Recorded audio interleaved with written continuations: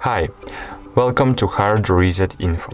In this video I'll show you how to clean your Samsung Galaxy M23 USB charging port using household items. So remember one rule: never use metal objects to clean the connectors so as not to damage the moisture protection and the charging mechanism. I suggest you use an old toothbrush which you no longer use. And there is a piece of paper in my charging port that is preventing the charging cable from going all the way, and now we are going to try to clear it. And to get it out, you need to take the brush in your hand and insert the one part of the brush in the charging port.